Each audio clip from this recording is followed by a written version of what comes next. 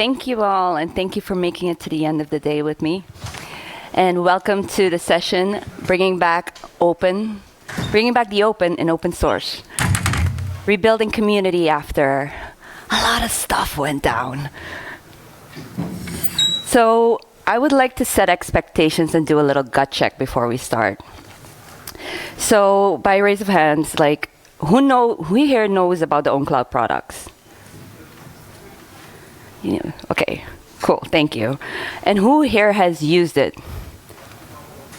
Still using it? Who here has used OSIS, ownCloud Infinite Scale? No one. Okay. Who here knows about the history of ownCloud? All of the details? History. Okay. All right. Okay.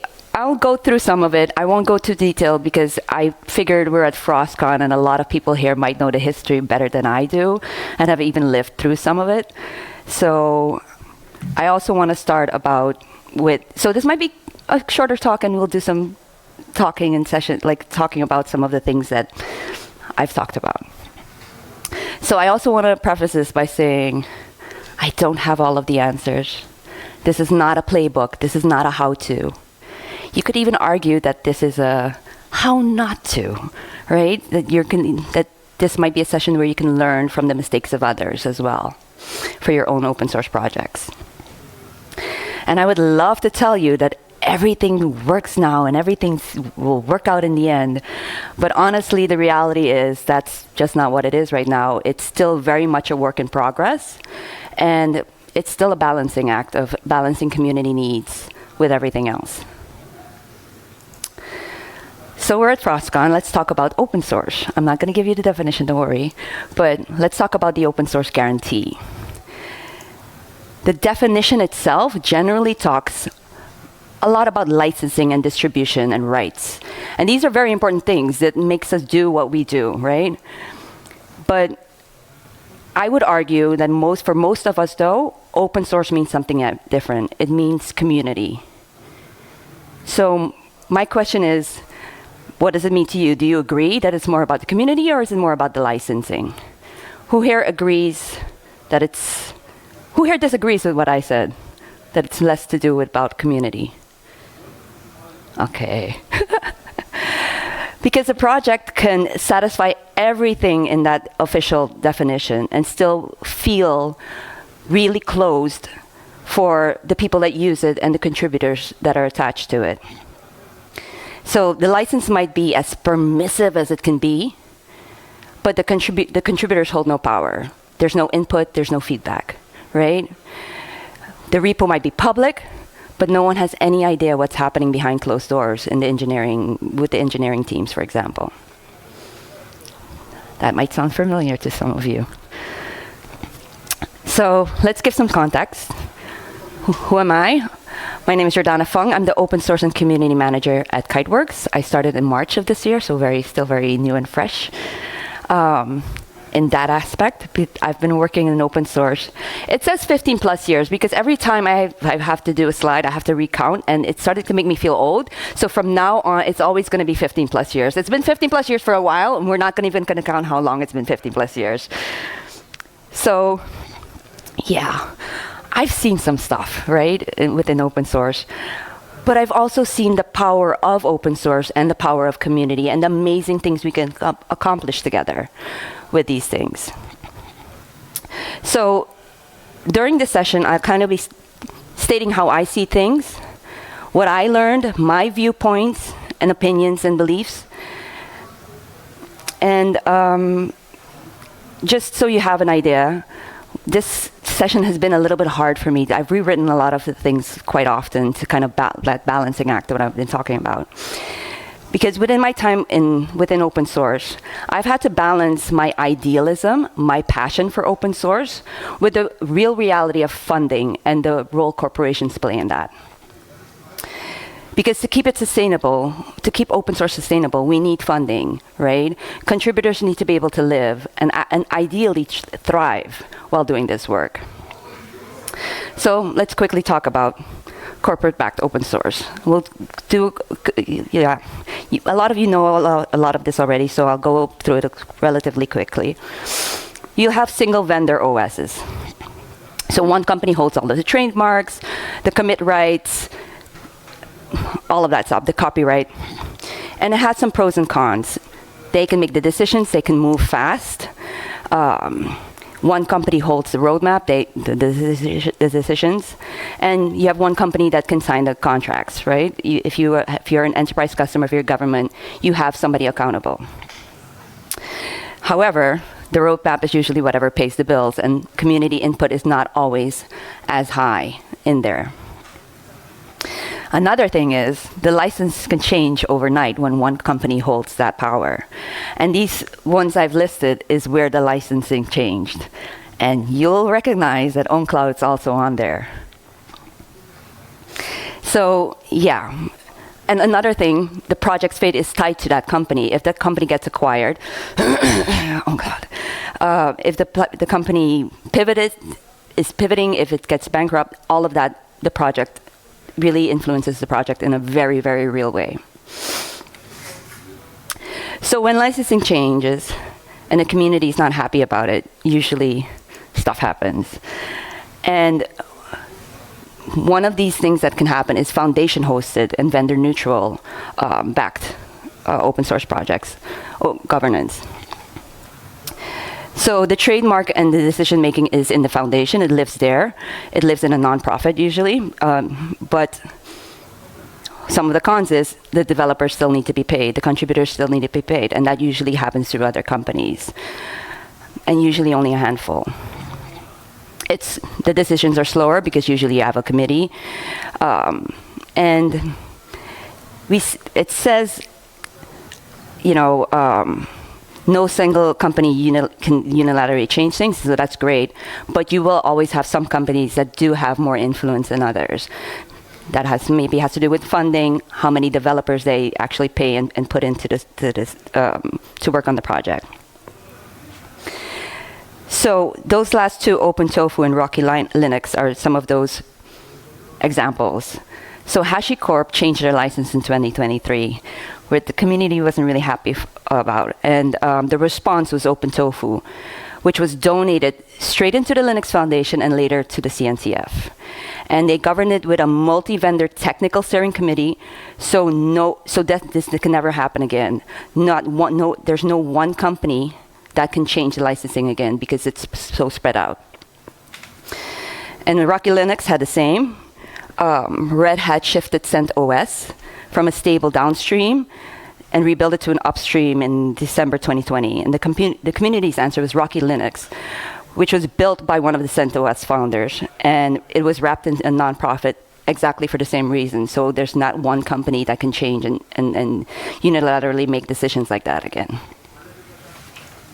And then we have the two that we know a lot, like OpenCore. The base is open source, but then you have features that are gated.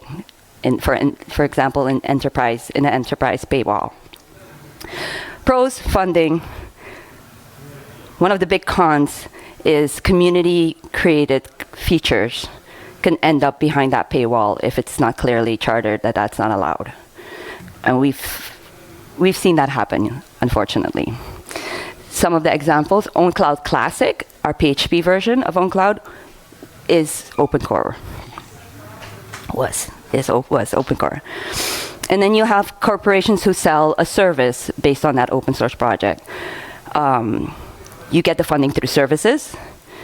Again, the influence might not always be equal. You'll have some companies that have more influence because they put in more development time and that stuff. And then I put Kubernetes works that way, and that works really well. WordPress also works that way. That's an example. And that's a caveat. When one company controls all the community infrastructure and the branding and everything, that can be a problem. So Automatic CEO controls the WordPress.org infrastructure. And there was a big dispute where he publicly pressed a major hosting company called WP Engine over the use of the WordPress trademark, and basically restricted WordPress Engine's access to this shared community infrastructure. I'm leaving that as it is, but that's one of the big downfalls for some of these things, where technically everything's community-based, but if you have one company that owns all of, has this much influence over things, it can also be a problem. So let's talk about ownCloud. Like I said, let's start with the history first. It was the first open source file and sync and share project. It started in 2010. Then in 2016, one of the founders forked it. It was based on the ownCloud Classic 10 code base and became NextCloud. NextCloud shipped features fast and grew its community. As most of you know, NextCloud is humongous. ownCloud then narrowed its focus more to enterprise level customers and eventually rewrote the entire system in Go, which is now ownCloud Infinite Scale. So different bets, different outcomes, different ideas of where they wanted the product to go. And this is a great example what a fork is for, right? And both projects continued. And everything was going well, like la la la la. And then in the end of 2023, ownCloud was acquired by Kiteworks. And then suddenly, we saw a lot less interaction with the community. You can actually tell that the last blog post published and the last YouTube video published from ownCloud was in 2024, before we started everything up again. So you had some silence. And then what happened in 2025, a big part of the engineering team within ownCloud forked it again. And then the silence continued. But the team kept shipping in ownCloud. Releases still happened within OSIS. ownCloud Classic was still being maintained, even so that ownCloud Classic 10, we have an ownCloud Classic 11 version that recently came out that dealt with the real issue of PHP versions. So the company was heads down building. They weren't hollowing out the project because that's an easy thing that people assumed and have assumed that, okay, an American company's buying you, they're going to hollow you out, they're going to use you for parts, and then they're going to throw you to the side. But that's not what happened. But how are you supposed to know that? Because ownCloud was also not talking to the community. And from a contributor's perspective, silence and abandonment can look very identical, right? You can't tell the difference between we're very busy and we've stopped caring when all of this has happening behind closed doors. And that's on the company to fix by opening those doors. It's not on the community to assume good intent. So this is completely valid and we completely understand that. So a quick question again. How many of you have experienced something similar, that you've been burned by an open source project's change of governance, a license change, or the company kind of going dark? Okay. Can I ask, are you still using that product? Okay. Well, all of this stuff happened, and then they opened up the job. So this was a great time for me to start here after all of these things happen. Because honestly, because of my experience in open source, I do believe it's shown me actually that governance is a skill. It's not an inherent trait, right? So if you start taking this on, you can change the roadmap. You can change the way things go. So what did we do? We decided honesty is the best policy. Let's be as clear as we possibly can be. We took accountability, and we apologized for going dark, right? We started communicating. And they started communicating before I started. So in January, they started with their, January of 2026, they started with the ownCloud public sprint reviews, where the parts of the engineering team are on open monthly calls, where they talk what they're planning, talk what they're doing, talk about the sprints, show demos, request feedback. You're very welcome to come join us as well. Another thing is what we did is we created the OSPO. So the open source program office. So Kiteworks consolidated all of its open source activities under this OSPO, and it organized it under the ownCloud brand because ownCloud is open source. And the OSPO is responsible for open source strategy, governance, licensing, community health, and ecosystem engagement. So what did the OSPO do? They created a suite of 12 documents called the Manifesto. I know, it sounds really dramatic, but that's what it's called, I guess, in OSPO land. They're public, versioned, and open to feedback. And we were very deliberate about the language we used. We removed a lot of, I want to say, fluffy language, kind of things that sounded very marketing. Proudly and enduringly open. Let's build it together in the open. Leadership was amazed by the power of open source. And this is not that it wasn't true, but then we questioned, like, did we check with every member of leadership? Right? We don't want to put that if, like, yes, parts of them, and then parts of them were like, yeah, it's fine, I guess. So we decided, like, let's keep it open and honest. We also created 4 documents that didn't exist, really. The governance charter, version 0.1, because we want the community feedback.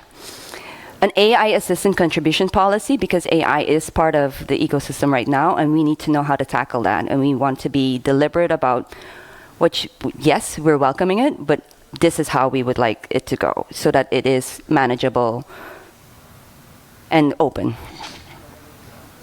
We created a contribution guide and a security disclosure policy.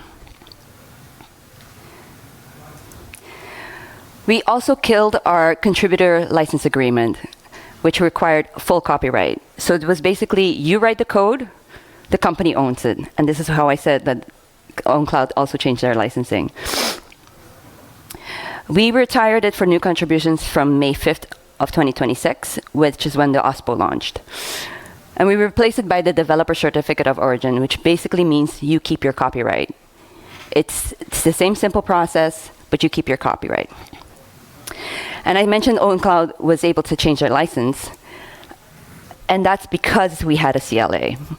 Because we owned the copyright, because of the CLA, we were able to retire the CLA. So because we had this power that the CLA gave us, we wrote a blog post, we killed our own CLA and why that's a good thing. And in that same post, we explained that the only reason we had the legal right to make that change was because of that CLA that we were retiring. So it's kind of like a fun little loop-de-loop there.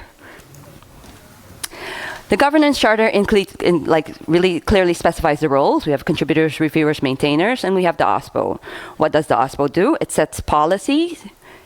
So it's what the OSPO does and does not do. So it does set policy, resolves dispute, and it's the interface to the Kiteworks leadership. It does not decide the roadmap. Kiteworks steers the roadmap. We're very open and honest about that.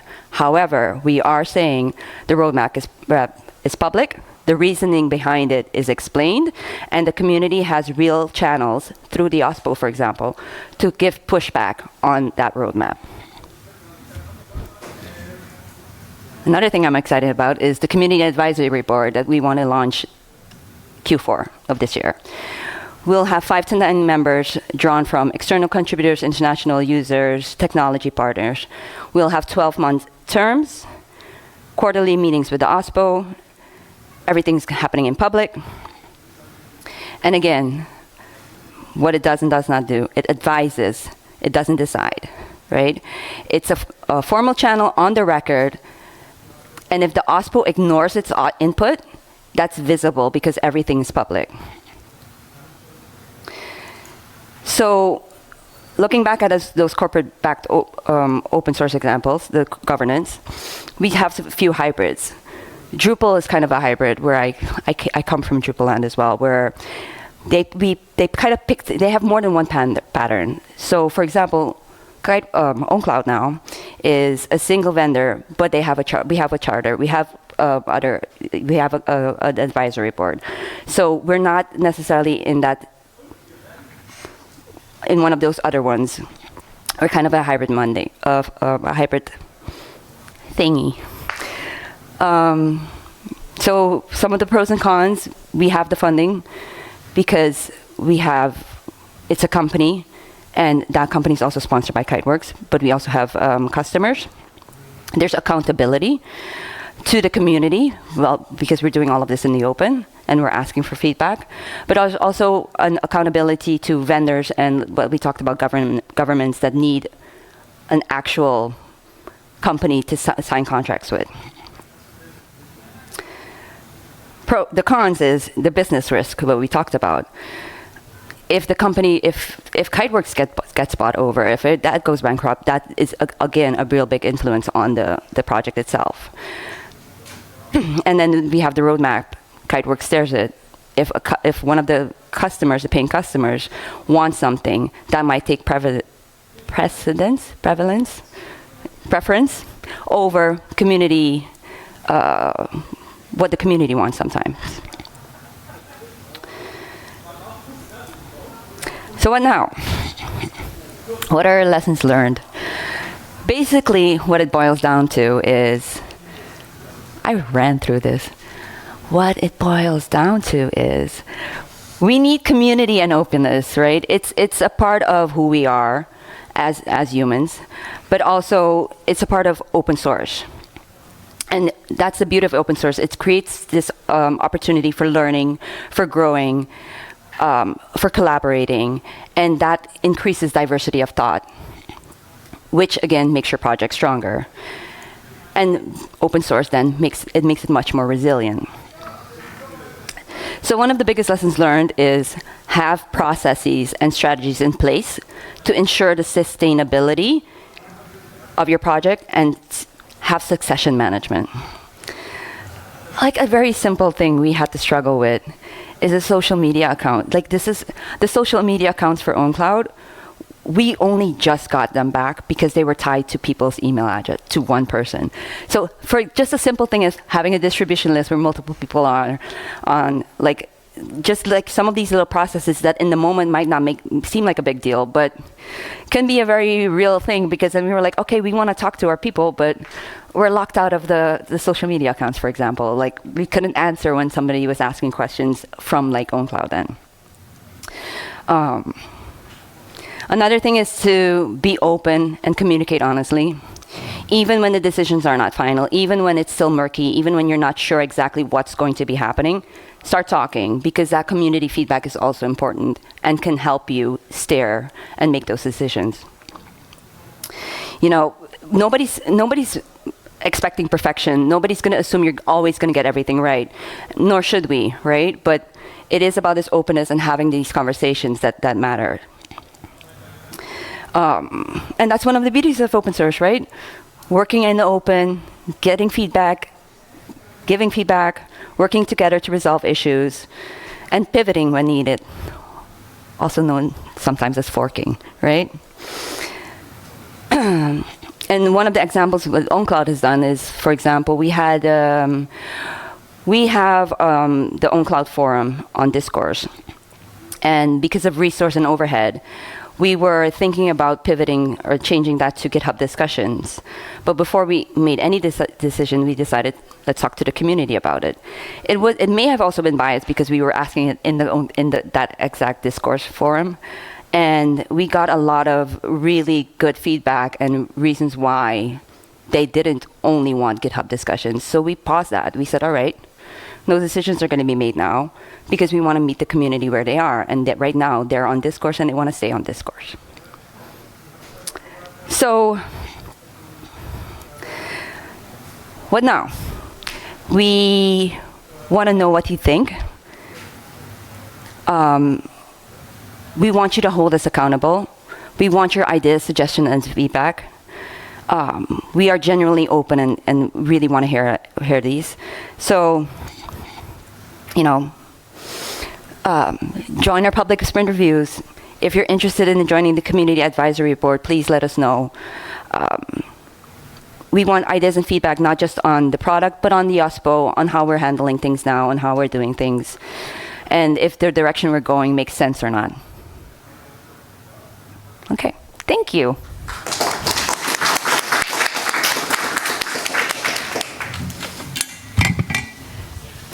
So, any questions or feedback or anything you'd like to share? Even about the presentation.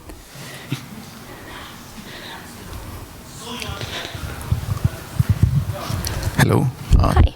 Thank you for the presentation. You mentioned the distrust case, which I like how was handled by ownCloud. But in terms of platforms for real-time chatting, there's too many, which usually creates a big split between communities. Do you have any suggestion on how to handle? No, this is a real big pain point. We also have a matrix channel, which I forgot to mention, for real-time chatting. But there's a lift to that. It's not as easy to join as, for example, something like Slack, which a lot of people already either have or are used to. But then again, we've seen quite a few technical communities joining that because ideally, within open source, we would like to boost other open source companies. And Matrix is open source. Matrix works really well. The people are cool people. So we're still there. We're still working on that. But we also see there's the people that have been there or have been there for a while. We are not seeing new join-ups or new sign-ups necessarily. And that might just be a lack of awareness because we didn't do a big marketing campaign because we said we're not going to invest in that. We'd rather invest in the community first, get things to where we want it to be, get feedback, and then, right? Because if we do decide to close the discourse, or if we do decide not to do GitHub discussions, where are we going to send them to with these marketing campaigns, for example? You know, so yeah. Like I said, a lot of people were very surprised when I joined this role. I joined in March. We went to an open source conference like three weeks after I joined or something. And people looked and they were like, ownCloud? And we were like, yeah. They're like, you still exist? I thought you were dead. So, and then people were talking to me like, do you know what you, like, are they're still a thing? It was just like really like people's minds were blown that we were, you know. And it makes sense, again, because we were, it was dead quiet. So assuming it was abandoned kind of makes sense as well. So I think right now we're seeing more contributions happening again after some of these blog posts, after some of these things happening. So we're hoping to, you know, rebuild that trust, rebuild the community again, because yeah, it's a pretty cool product. And the people, the only reason I took this job is because when I talked to the people in charge, I really did believe that they have the best intentions and that they are willing to, you know, put their money where their mouth is. And it's really nice to work in an open source project where funding is less of a problem than, it's really nice. So, not no problem, less of a problem.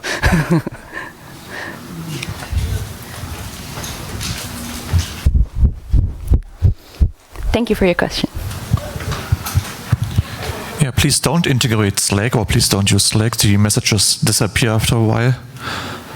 Did you consider maybe integrating Matrix or the one Matrix channel into the product?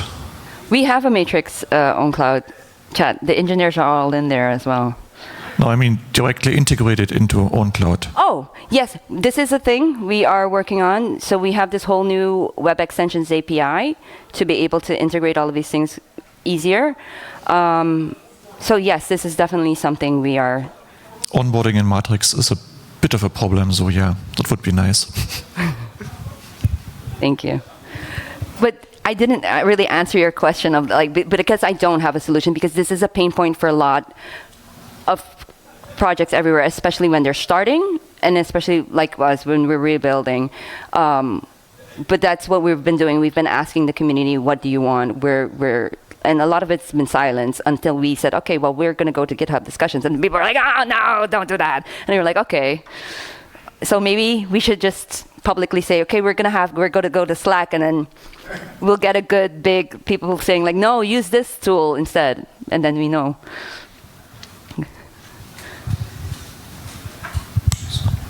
I have a weird question.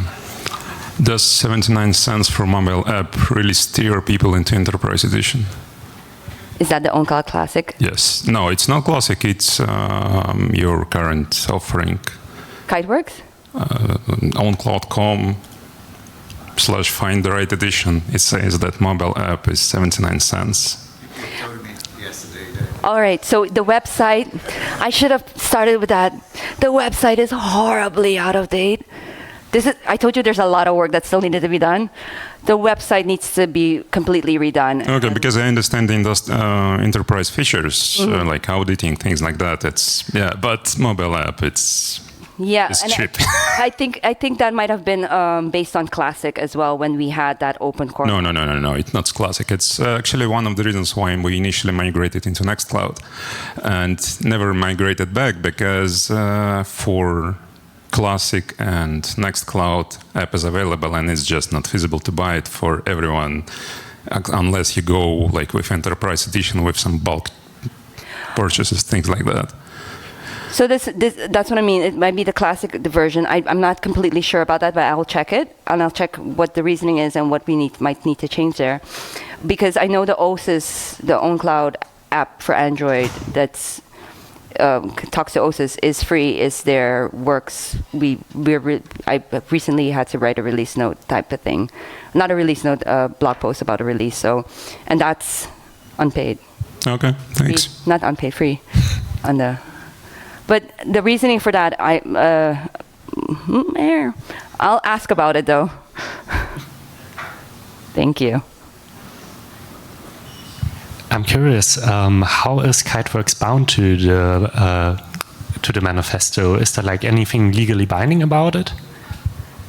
Good question. It is. There are charters, and it is so. Because it's kind of the thing about we're doing this in public, and if you don't do it, you're kind of going to lose face and lose trust type of thing. So it's not necessarily one of the most comprehensive things, but this was a very good first step, we felt, where these things are all made official. There is a public OSPO, there is a governance, there are charters to it. But usually OSPO governance, these things aren't legally binding usually. Okay. Anything else? Yeah, sure. Just to mention that after he said about the enterprise thing, I opened the website and the documentation, and it's related to the Classic version. So yeah, that's out of date. The infinite scale doesn't have the enterprise in the documentation. No, yeah, that's why I figured if it's paid, then it must have been something enterprise-ish, and that's ownCloud Classic, which I'll be honest, I'm still new, but I'll try to figure out the reasoning behind that and what that's about. Because there might be a community version of the app that is available, and then there's an enterprise version of the app, but I'm not sure. No, just check. It's available on App Store with some in-app purchases for Pro Edition, whatever it means. Okay. Thank you for bringing it up. That's also added to the to-do list. Can you repeat the last thing? Thank you for bringing it up. I'll also add it to the. It looks like it is in the App Store, and there are in-app purchases for the Pro Edition, whatever that means. And good question, Adrian. The Classic has different, yeah. I noticed that on your slides you mentioned there is like an internal fork of the developers for the classical and the new infinite scale thing. Can you share what are the plan and strategy from ownCloud and Kiteworks in terms of the Classic and the infinite scale? I mean, like, is the Classic going to be getting end of life in the next 2 years, or? There was technically an end of life before, but we're going to keep maintaining it. So there's no this is one of the things that we right now, because of all of these policy changes, the OSPO and the governance, we are reassessing. Because technically it was supposed to be end of life in 2026, but we just released ownCloud 11 Classic, ownCloud Classic 11 which you wouldn't do for a project you're going to end of life, right? So it was this whole thing about, we know how many customers and community folks still use ownCloud Classic, and we are still wanting to maintain it and make sure things are secure and working. So there's no perfect road. We're still working on that roadmap to kind of like identify exactly how that does, because we also want to make sure that the migration, if we want to give them an alternate, like, okay, if we want them to migrate to ownCloud ownCloud Infinite Scale, we want to make that as seamless as possible if we're going to force them into an end of life, for example. So these are some of the things we're thinking about, we're working on, and we're actively discussing.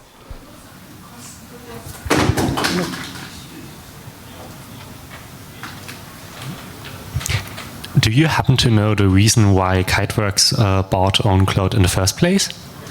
No, not really. This is what some of the things, like the exact reasoning, from what I can tell, is Kiteworks is wanting to expand. They were wanting to grow their company, and this is the reason why they bought different companies, not just ownCloud.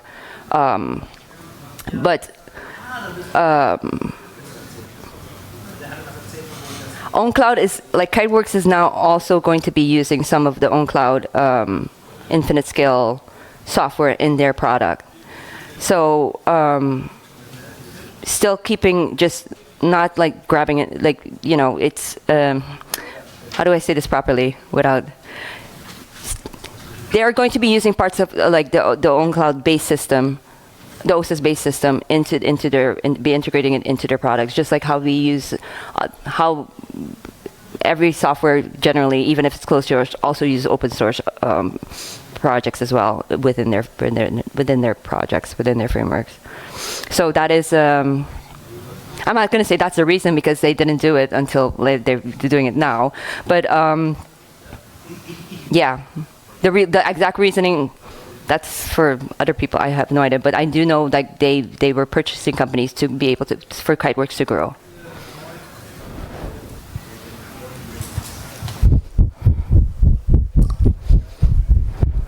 Hello. Yeah, well, Kiteworks is a holistic platform for managing and data governance for files, mail, and most like enterprise things. So they acquired companies that could help in that. So one of the use cases for OSS is to be the new file sync and share sub-app in the Kiteworks platform. So that you just use OSS. Thank you. One of the balancing acts, and people have asked me, because this had happened, when people went to the ownCloud website to get the enterprise licensing, they were very much heavily pushed towards Kiteworks. And this was also one of the things where they were saying, see, they're gutting the thing. But it was more of the overhead for ownCloud Classic to get enterprise customers wasn't worth it, or wasn't strategically in their roadmap, but also knowing that they would generally get a no because they're fishing in different buckets. What Kiteworks offers and delivers is for a completely different type of customer than what ownCloud offers and delivers. So when they're saying like, yeah, aren't they competing with each other? No, not really. It's just different. They're fishing in different oceans. They're fishing in different, I don't know how you say that, but different groups of prospects, different types of prospects. All right. Any more questions or comments? Then? Did you want to see more memes? Should I put more memes? Okay, thank you all very, very much. I really appreciate it. If you do have feedback for me or have anything, questions that you're not comfortable, please find me on the online. I'd be happy to chat and talk. Thank you.